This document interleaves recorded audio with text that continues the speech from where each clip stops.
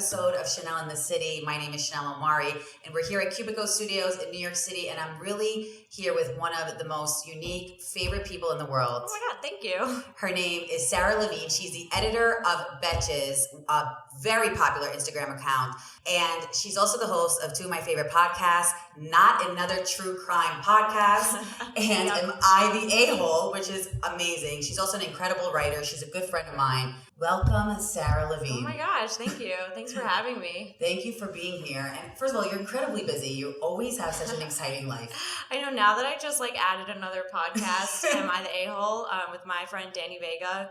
Oh my gosh, it's just I never Shout have out time to for Danny anything. Vega. I'm a big fan of. Yeah, he's funny. He's a great guy. And so, talk to us. So let's talk about, we're going to get into the Betches, how you started, Sure. The whole thing. Also, not to bring up age, but you are probably one of the youngest editor-in-chiefs. It's okay. Yeah, I'm 27. That's very successful. Thank you. Remind me of the Hillary Duff of younger TV. Oh my gosh, I've Do you never watch that watched. show? No, I've heard it's really good. Everyone tells me I need to watch it. Okay, when you're bored, you have to binge watch all Okay. 6 seasons. You're going to be obsessed with it. Okay, good to know. It's amazing. And yeah, you remind me of her. She's really cool and spunky, really brilliant, and then she becomes the head publisher. Oh wow. one Okay, of the so biggest maybe companies. I am her. You are. So let's talk about Betches, how you started, what made you, did you always know you wanted to become an editor? No, I went to school at Emory in Atlanta, and especially when I was graduating, film was becoming really big in Georgia because of the tax breaks, basically. Yeah. So I actually thought I wanted to do TV writing, but then I did a film internship, and I kind of talked to my friends who were working in the film industry, and you had to do a lot of physical labor to kind of work your way up. I didn't want to be a PA and lug equipment for 12 hours. That's the worst. I've been production assistant. You're right, and you can always go towards your dreams, I guess, in a different avenue, right? Yeah, also I wasn't super educated. That was kind of the only route I knew that my friends were taking, and I was that's not for me. So I kind of did a really roundabout way. My first job was at a music venue. I was just doing box office promotions and PR and just whatever they needed. And I had a lot of time to write, so I picked up a lot of freelance gigs. One of them was Betches. So I just was writing for them for 2 years. Then I left that music venue to work at a magazine. I was a managing editor. And then 6 months later, maybe Betches called me and they were like, hey, because I reached out to them earlier and I was like, hey, do you guys need anyone full time? Love to come on board. And they were like, we do, but we don't have the space right now. It was super duper startup. I think it was maybe the 3 founders and 1 full-time employee. Wow. 6 months later, they thankfully had space. So I pretty much just was yep, I'm doing this. And I moved from Atlanta, moved home, and took the job. But so they started the company, and what made them start that company after, especially going to such a Ivy League college like that? And it was totally started on a lark. They were in their room and they got this funny idea, and then they made this blog post, and then it went viral. And then they were first of all, it was hilarious, and it was totally right place, right time. Back in 2011 when it started, I feel bro culture was pretty big, and there wasn't really a female counterpart, and they provided that, and it was so hilarious and relatable. I used to read it in college every single day. I'd be stalking the site to see when the next post would go up. Yeah. So they kind of just I don't think any of them went into it expecting to make it a business, but it just kind of blew up, and we're just seeing where it's going to take us and evolve as we go. And you always create original content, even though you're taking something from a Something Maybe and Amanda Seyfried, but you'll create your own meme for it and a graphic, which is cool. So how important is that for also millennials to know to create original content instead of just copying from everybody else? Yeah, there's so much content out there, but it's just okay, what are you doing differently? There's so many, even a million sites that covered this issue, but it's okay, what's our perspective on it? Anyone can report on something, but what are you bringing to the table to add to it? Yeah, I always feel I'm always asking you, how do you make something cool and unique? How do you know what the audience is going to go for? Do you not know or not care? Or do you just try and see what sticks? You can never really know and predict it. It's not a formula, because otherwise everyone would be doing it. Right. That's true. That's it. Yeah, you're just going to have to go with what you know and not be afraid to try things and take risks, and sometimes it pays off, sometimes not so much, and you're all right, we won't do this again. Yeah, that's a good way of creating content. Yeah, thank you. Because it is a competitive place to be and also to Yeah, work definitely. for. I mean, everyone I know wants to either work for Betches, be part of Betches, be on the platform, be part of the unity. I think you guys have created this like really amazing community, right? Yeah, I mean, it's definitely a really fun place to work. It is a really good community, like, of millennials. I feel like we're very good at, I mean, because we are millennials, so we kind of capture that voice without it feeling forced or fake, basically, because that's who we are. That's so cool. And so talk to us about like editing the content, producing the content, because you are the lead, right? So people like you'll have writers on staff, but then they'll come to you and you'll have to look it over and, you know, decide what's going to go on the site, what's going to go on the social media account. Yeah, so I mean, I do have a team. I have our director of digital content and strategy and an assistant editor. So when writers come to me with ideas, we kind of will like all kind of converse and decide what topics we want to cover. And then from there, you know, I kind of just give everything like the final read to make sure, like, is this as funny as it could be? Is the grammar correct? Mostly, you know, like, how are there typos? Yeah. That's so cool. Big responsibility. Yeah, definitely. But you seem very like natural about it. And I think that's what's so cool about you, that I think one thing I admire about you is that you're very cool and chill. Thanks. Thank you. Yeah, no, but I'm you very get the chill. job done. You don't, you know, you kind of like set this example for women that they don't have to be firm all the time, or strict maybe is the word. Yeah, I mean, it's interesting because I do try to be like pretty chill and like just generally understanding of things. Yeah, and open-minded, and I feel like you lend your creativity and like positive reinforcement, because I don't know, I'm used to the old school where it's like, if something like one mistake was done, you know, oh my God, you're not talented, or oh my God, you can't write for us anymore. And I think you just do a great job by saying, no, like, we accept your differences. Let's see how we can work together to make it for our voice and your voice, right? Yeah, I mean, I definitely try to do that. I'm also like very big on encouragement. I feel like in a lot of workplaces, you know, you only hear when you're doing something wrong. So I definitely try, like, if one of my writers writes something that's amazing, or if my assistant editor does something that's awesome, I'll definitely tell them. That's so cool. And I think just millennials in general have to like learn that and just take that lesson, right? Because there's so much crazy jealousy and hate in the world. Just put down. It's true. And so, yeah, so talk to us also about like how you manage this whole awesome social life, which we'll get into, writing for Betches, and what made you want to come up with, you know, Not Another True Crime Podcast and Am I an Ahole? Yeah, so the true crime podcast, honestly, I love true crime. Like, I'm really that girl who's like obsessed with like murder mysteries and stuff like that. Why do you think most women, because they say there's a study that most women are, what is it about us women that are so I have a theory. I don't think I came up with this, but basically what I believe is, like, I think it's kind of two things. One, it's like just a morbid fascination, because these things are like so out of the realm of what's normal that you just want to learn all about it. Yeah. And also I think for women especially, there's this element of like preparedness. Like, I'm always watching murder shows being like, all right, how would I get out of this situation? Or like, if this happened to me, what would I do? Yes, we always want to put ourselves in that situation. That's so fascinating, because I'm like obsessed with ID. I'm obsessed with Oxygen. Like, yes. Oh my God. Oxygen's the best. Do you have like a favorite true crime show or movie? Oh my gosh, that's so hard. I mean, we just watched Abducted in Plain Sight and talked about it on our podcast. Wow. I have to check that out. It was very strange. It's like this girl gets abducted by the same guy twice for like long stretches at a time, and the parents are like, oh, whatever. Like, they're very nonchalant about it. You have to watch it. It's bonkers. Do you feel like a lot of the true crime or kidnap stories or murder stories stem from like the way these kids were raised, or just the family either neglecting them, not neglect? It's always like that family that's either like not around all the time, and then, you know what I mean? Or like the family that, what do you think it is that these women or victims get themselves in that situation? Well, this one in particular, the parents were at best very naive and at worst negligent. But most of the time, I mean, who knows? Like, we've covered all kinds of cases, like from Lauren Spear, who was like a girl like us who went missing at Indiana, who like her family had nothing to do with it. So, I mean, I have no idea. That was the scary. I literally still follow that case like all the time. I'm always Googling it for updates. I still can't take it out of my head. Like, it's because all my best friends I grew up with in Long Island. Well, you grew up in Great. So shout out to Great Neck too, by the way, because Sarah will always be my soul sister. Yes. We're going to get into also how Sarah and I met, which was through Hannah Berner. Shout out to Hannah Berner from Summer House. She always brings people together.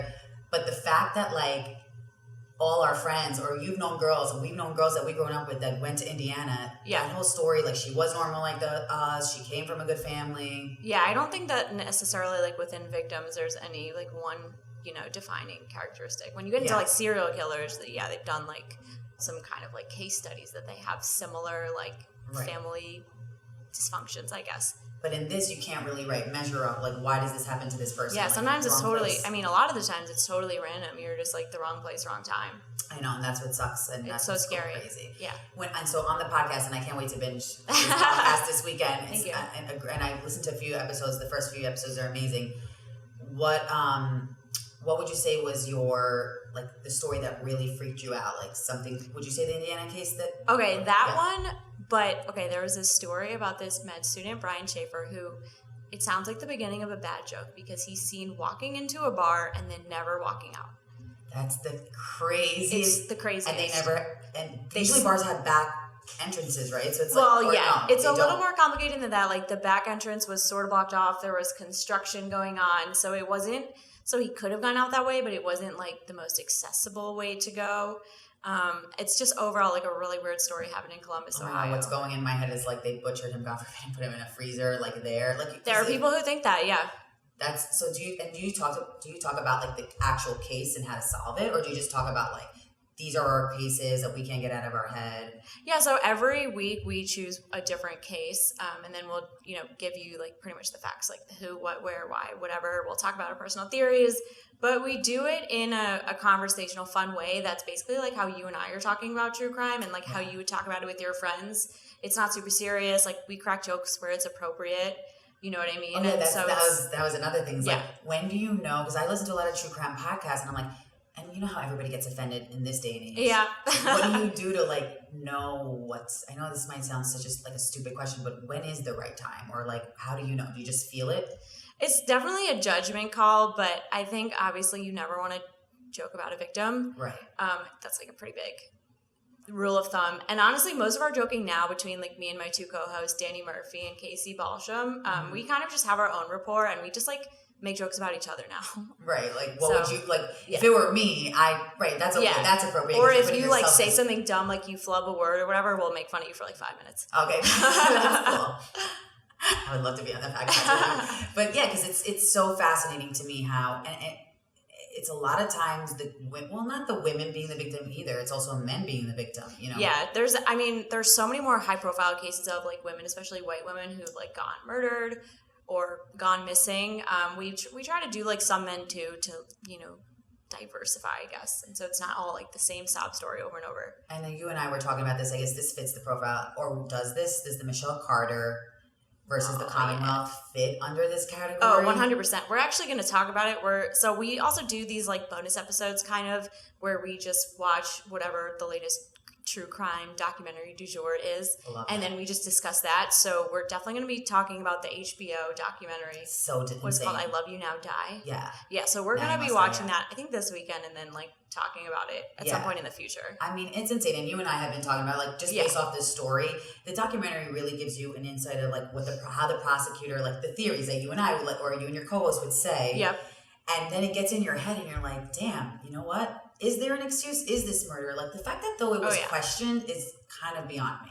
Do you agree? Know. Well, when we do those cases, and we did the one with Gypsy Rose Blanchard, we're just like, thank God I don't have to like be a sentencing judge, because how would you decide if 10 years is enough in prison for those types of things, Yeah, and I've been like arguing back and forth, I don't know about you, with my actual girlfriends who are intelligent women who do know that like morally what's right from wrong. That a lot of people have been saying it's like a moral thing, because a lot of people are justifying the fact that she's adolescent. I don't know. I just think if you know what you're doing at any age, you know what you're doing. Which if you read the transcripts of those texts, it definitely sounded like it wasn't like a one-off kill yourself comment. Right. It was extended comments over either several hours or like days even. Yeah. I don't remember. I can't wait for us to talk about that in full detail. I like always bother Sarah. I'm like, what do you think? I need to know your opinion. Literally like no less than 5 people text me to ask if I watch it. I'm like, guys, I don't have that much time to watch these things right when they come out. Yeah, that's good. It's on demand, but check it out, HBO, and check out Sarah's podcast, Not Another True Crime podcast, because she's going to be dishing on those details.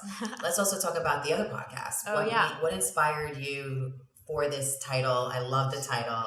Yeah, so I didn't come up with it. Basically, my friend Danny came up with the title. It's actually based on a subreddit. It's called Am I the Asshole? And basically people just, like on Reddit, will just submit various scenarios. And then everybody else on the subreddit decides if you were the asshole in that situation or not. Oh, that's so cool. So it's like if I went on a date and like, I don't know, the guy stiffed me for the whole bill. Exactly. I call in and be like, am I the asshole? Exactly. Right into you. Am I the asshole for being pissed that this guy like stuck me with the whole bill for the date or whatever? And then we decide you if need you're that. the asshole. I feel like we all think it internally, but we don't like speak about it out loud. Yeah, and it's fun because we like definitely debate each other, and there's been a few times he's changed my mind and vice versa.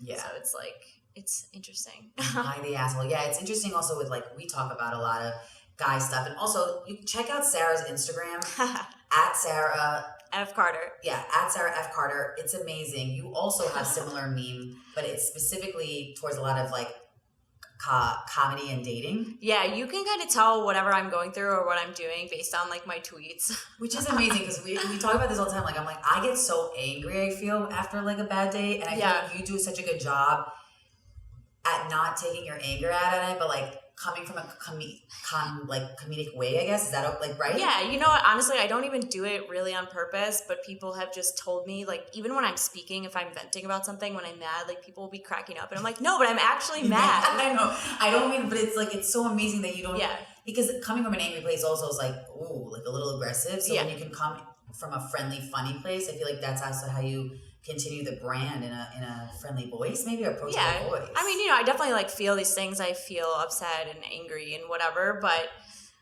at this point in dating, like, I'm just trying not to put too many expectations on it and like trying to approach it from a position of levity. So when like a guy like the other week asked me a super inappropriate question one drink in, I'm like, okay, this is kind of ridiculous and hilarious, instead of being like, well, how dare he? I mean, also how dare he, but still. Right, there's a different way, like, how we should approach things and get our voice heard, I guess, right? You know, first date, the stakes are, like, really low, too. If like, somebody really, like, you know, fucks me over, like, 2 months in or whatever, then I'm going to be pissed. Then I'm going to have some emo tweets. My friends are going to be like, hey, are you okay? And I'm like, no. Yeah. But, like, first date, it's like, whatever. You expect ridiculous stuff. Yeah, and so, talk to us about, like, are you on dating apps? What dating apps should we be on? What dating apps should we avoid with the ridiculous men out there? No, frankly, I'm not on dating apps because I just feel like I need to take a break. I have to be at a point where I like can't take it seriously, and dating apps can sometimes feel forced. But that being said, Betches and Match Group co-founded a dating app called Ship that is actually really cool because you can make an account even if you're like married, and you can declare that you're married, and you can just go on it to like swipe for your friends. Oh, that's so really cool. I didn't know that. That's so cool. Yeah, it's called Ship. Ship. Oh my God, I gotta check that out. And then do you also get recommended to go on like dates through like friends, like set up your friends through? Kind of. I meet people at bars, which is like probably my issue. I'm in like one of those like social sports leagues. You feel like you become part of this charity event, or like my mom used to say, go to charity events, you'll meet someone, or be part of a league. But I feel like it's the same way as a dating app. If a guy doesn't want to settle down, he's not going to treat you right and settle down. Yeah, right? I think it's kind of more about just filtering out the person, and the medium doesn't really matter so much. Yeah, so my dad, honestly, I think will ask me a lot, like, why aren't you dating anyone? But not in like a pushy way, but I think it's because he's genuinely confused, because he's always like, you're so smart, you're beautiful. My dad is like my hype man, he's the best. So I mean, no, I think though it's more like intrinsic pressure, because you're like, all my friends are doing this, both my siblings are in like serious relationships now, so I'm like, yikes. Oh, they are. Yeah, and I just find myself like third wheeling or fifth wheeling a lot with my friends. That's me too. But it's not like anyone in my family is pressuring me. It's just more like you feel a little bit left out, I think. Yeah, like my brother, he's your age. He's also in a serious relationship, and my sister is 31. She's married with 2 kids. So it's like when you're around it, I think maybe we put our own pressure on it. Yeah, I feel like when you feel like everyone's doing it when you're not doing it, but that's probably not the case. Yeah, like same with career. I feel like when I see, or I don't know if you see, but you're also like at a good point in your career, but I could be saying that, but you could be feeling something different too. That's like another thing. Yeah, I feel like we're all like in this race, like we need to have like a family by this age. And do you think it still stands with the millennial generation? Do you think it's going to get better? I mean, I don't know, because like they have been saying that people our age are delaying marriage, but like among my friends, maybe. I mean, maybe a little bit more than like our parents' generation, but it's not like, I don't know, my friends are my age and they're kind of heading towards that track. Yeah, I feel like it's just about stability sometimes. Yeah, so. I think it just depends on like the person, really. do you and your siblings do everything together? Do you guys have you're pretty independent? I mean, you have your own life, but how was it growing up with being a triplet? Was it annoying? Was it cool? I mean, I don't know because I don't have any other siblings, so I don't know. That's so cool in itself, right? Yeah, but it was nice because it's kind of just having two built-in friends your own age. We went to summer camp together, but we're all really different and we look totally different, so we could kind of lead our own lives when we wanted to, and then also hang out when we want to. Are they in entertainment too, or do they want to be in entertainment, or a different field? Not at all. My sister is a graphic designer. She lives in Colorado. Oh, cool. Yeah, and then my brother's a teacher, and he lives in Jersey. Oh, awesome. Mm-hmm. Okay, so transitioning back to the dating thing. Yeah. What would you say is the worst date you've ever had, and maybe the best date you've ever had? I mean, the best date I ever had was I ended up in this year-long on and off saga with this guy, but he lived in Astoria, which is where I live, which is maximum convenience. Love Astoria. Shout out. By the way, I'm gonna move to Astoria. It's my next move. Oh my god, yes. That's okay, amazing. We'll have to talk about that. He just was first of all, extremely hot. Second of all, super funny, just made made corny jokes. So I feel that's kind of a plus. Yeah. And I found out that he did not appear Jewish, but I found out that his dad was Jewish, and I was oh my god, this is meant to be. That's amazing. Yeah, because that's kind of hard to find, right? Yeah. But you don't have to be with a Jewish person, but you'd like to. No. I mean, it'd be nice too. Yeah. It's just a plus. Yeah, I feel someone who sort of gets it, or just at least isn't too extreme one way or the other. Yeah. Yeah. And what happened? Why? And what is the whole on and off saga? Where does this? Oh my god, it's totally my fault. Oh, okay. Well, usually, what is it with the guys that it's on and off, or why did you feel on and off with him? Oh, I mean, it's kind of just every time I would try to get a handle on things and what we were doing, he would just sort of give me some non-answer, and I'd be all right, fuck this is done, and I would block him on everything, and then a couple months later, I'd be well, and then the cycle would repeat, and it's currently being repeated, so I'm garbage. But would you talk about it and communicate? Is that sort of no to do to keep a guy like that, or? Okay, I definitely. I mean, by used to, I mean up until my last failed situation was I don't want to rock the boat. It's not worth talking about my feelings, and now I'm just kind of honestly, fuck it. I'm just gonna lead with that shit. Yeah. And if you're gonna get scared away, I'd rather scare you away 2 weeks in than 8 weeks in. Yeah, exactly. Because I feel you are who you are. We all find out. The whole playing games and pretending you're perfect. Yeah, you want to give someone a friend, a business partner, an employee the best impression, but.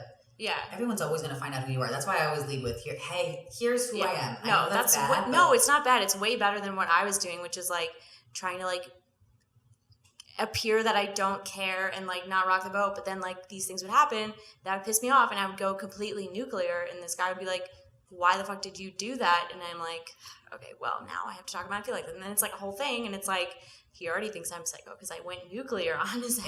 Right. So if I had just communicated, just being hey, why the hell did you do this? Instead of just blocking him on everything and cutting him out of my life. I do that too. Yeah. Who knows? Right. What would you say is first of all, what was your worst date? Oh my God. I don't know my worst date. That's really hard. But I did just go on a weird date last week. So to preface this, I met this guy outside of a bar, and it was 3 a.m. So that's happened to me, and I actually ended up dating them for a little bit. They're always They always end up being weird. I know. That's how I met my last boyfriend. It wasn't outside the bar, but it was it was at a bar, and we were blackout. So not a great start to a relationship. We met at this bar. I noticed he looks kind of young. I'm oh yikes, but he's tall. So I'm maybe I find out that he's turning 27 in a month, and I'm that's not great. I'm 27. Right. I need someone who's more mature than me. Yeah. Not less. Lived in New Jersey, but not even Hoboken or Jersey City, freaking nowhere, New Jersey. Far out in New Jersey. That sucks. Which also sucked. And then we're maybe one drink in, and he asked me if I prefer oral or penetration, and I was are you fucking kidding me? Really? That? And then he asked me to buy him a drink, and I was Which is what do you say to, like, I know you're like me, chill, but like, do you, like, what's going on through your mind? Because you're pretty intelligent, so like, I don't know, it's weird to me that would happen.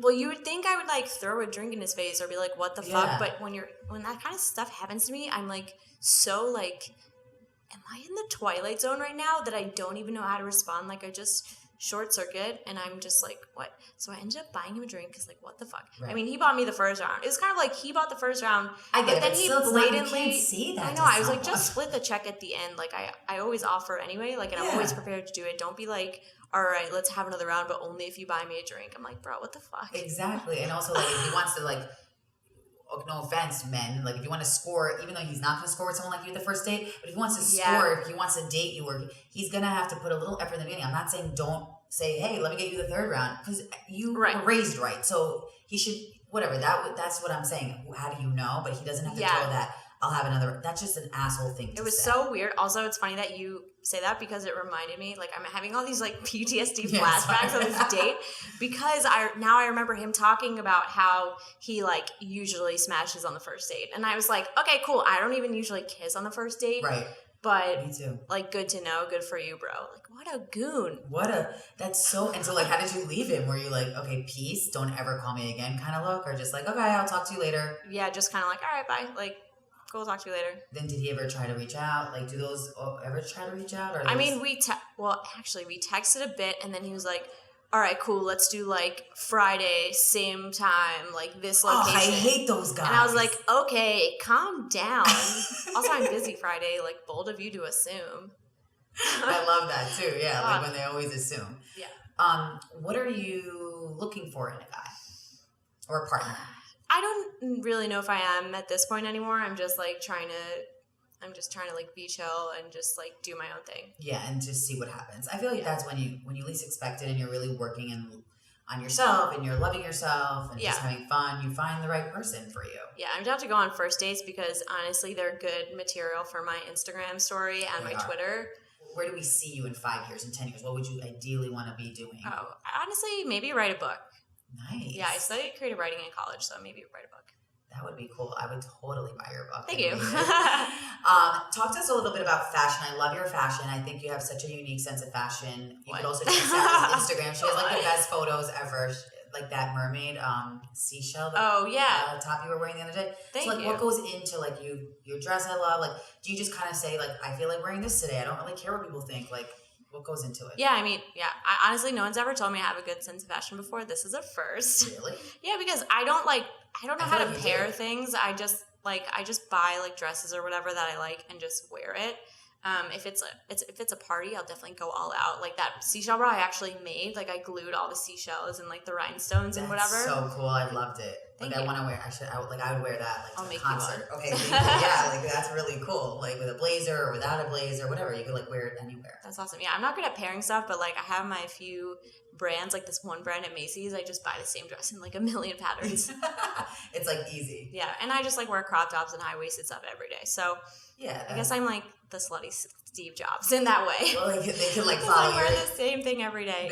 Me too. I wear the same dress sometimes for like 3 days in a row, and I'll take photos and pretend like nobody's noticed. But like I go to these public events, like obviously everybody notices. Yeah, like who cares, you know? But like I love looking at your Instagram for that, for dating. I think it's so fun.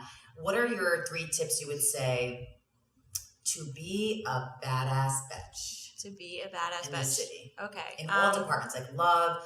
If you could sum it up in all. Yeah, if I could sum it up, I think my 3 things that I'm always trying to tell people are like, number 1, don't take yourself too seriously, and don't take things too seriously in general, unless they're serious, then it's fine. Yeah, that you always tell. That it is really good advice, though. And then number 2 is like, always just try to be transparent about what you're doing and why. Like, I hate, my number 1 pet peeve is when people are kind of putting on airs and like doing something and making it seem like they're doing it for X reason when it's clear you're doing it for Y reason. Mm-hmm. Like that stuff just really pisses me off. Like just be a straight shooter. So it's like if you want a job with someone, it's just tell them, hey, I really am a fan of yours, but I would like to work for you. Like not, hey, I'm trying to pretend to be your friend and then expect something like you giving me a job back because that's deceiving and really not cool. Yeah, I literally had someone do this to me like a few days ago. Like it's someone that I know, but like, you know, he texted me and he was like, hey, what's up? Like, how have you been? And I'm like, I know where this is going. I'm like, just fucking ask me. And he was like following up on some PR lead. And I'm like, this is annoying. Like, you've wasted my time. Like, just first of all, email me. It's a work thing. Yeah, you know? yeah. Like that's what I was gonna say. Like texting. Like how do you because you're really good at like working with people, but also keeping your friendship separate. I feel. But is it because like the people who email you and they know it's like work? I feel like you're like I like that person because they respect me. They email me and then they know like for fun they'll text me. Like right? Yeah. If it's for work, like don't text me. Yeah, like don't text me. Come on, email me. You got my email. Like, we've talked about this so many times. Where like we feel like sometimes people are invested, or is that the word you use? Where like that's why sometimes they kiss our ass, or like they want something out of it, or I felt a lot like that dating and just like with the Princess of Long Island with Bravo TV, with being on iHeartRadio. It's always like I feel like, are you really my friend, or do you really want something out of me? Do you want to be right? Yeah, it's hard to like discern who's real and like who's just trying to use you for stuff. Yeah, so like just your feeling, like your best advice on that is to not get used by people. Try not to give it away like super easily, just try to like be discerning about who you're going to help out, who you're going to keep by your side. Also keep people around you who are going to like say no to you and be like, no, this is not funny, or like, hey, this is like fucked up. Like my best friend will be like the first person to message me and be like, yo, what the fuck is this shit? And you like that. Like you feel like that's important. Like for people to not always be a yes man or a woman. Yeah, exactly. You can't have people like blowing smoke up your ass all the time. You'll just become a huge jerk. Yeah. Yeah. Trust her. Yeah. And what's the third tip like to be like a successful third Betch? Tip? I have no idea. I think what keeps me sharp, especially in humor, is like not being too confident, man. Like, yeah, is that what it is? Like you can't be I think you can't be full of yourself. I'm not advocating for anyone to be insecure. I'm just saying like I think this is why I'm funny. It's like you can't be too full of yourself when you like know you have it going on. Like you can't poke fun at yourself and be self-deprecating. So that's what works for me. I'm not suggesting anybody like knock themselves down a few pegs or anything like that. But that's good advice because I think a lot of successful people do go that route. Yeah, you definitely like don't want to be an egomaniac. Yeah, that's definitely never going to work and will definitely cost you a lot in life. I feel like a lot, we see that with a lot of people, What's one celebrity you would want to have on your podcasts and on Betches? Like 2 Chainz. Yes! I love 2 Chainz. That's so random too. I would not think so they would say 2 Chainz. Yeah, he is really funny. I love like the best guy. Like he seems like he's hilarious. My dad also loves 2 Chainz because I got him like a sweatshirt one time. Really? Like from his shop. It was actually great. It was like an ugly Christmas sweater, but it was Hanukkah pattern and it had like two fake chains on it. So my dad loves him too. That's so cool. I love that. That's so funny. And then what is your favorite genre of music? Because I'm a music head. Okay. I'm really into like alt R&B right now. Ooh. Yeah. And like any favorite artist or song that we should like take a listen to? Yeah. Who was I listening to? I like this guy called 1111. He's pretty cool. I heard of him. Yeah, he's good. People told me to check him out that are cool like you. Thank you. Listen to him. Do it. I love hip hop too. R&B and all that jazz. Yeah. So cool. Well, Sarah, thank you so much for you. being here. This was so fun. Where can everybody follow you on all social media platforms? And do you have a Tumblr or a site, or should just everyone go to Betches? Yeah, just go to Betches. You can read my work there. I write under the pen name Sergeant Olivia Betchson. That's you? Yeah. I love that. Wait, sorry, real quick. How come that name? Why did you pick that name? Kind of when I first started writing at Betches, like there wasn't really this, like basically nobody was visible. That was kind of like the whole point of the site. I don't know if you remember, but it was like supposed to be like the Betches were like mysterious and all knowing. Anonymous. Like that was so cool about it. Yeah. That's what made it cool. So everyone got their own like fake little name. Like Gossip Girl, right? I don't know if you watched it. No, it was definitely like Gossip Girl. I love SVU. Olivia Benson. So SVU, yeah. Everyone thinks my name's Olivia when they email me. I'm like, no. Yeah, and you kind of look like an Olivia, yeah. That's so cool. And like, one more thing though, when you did go under that name, did that ever like, not scare you, that's the wrong word, but were you like, how am I ever going to have Sara Levine out there? No, because I didn't really want that, honestly. I'm definitely happy to be like behind the scenes, like behind the computer.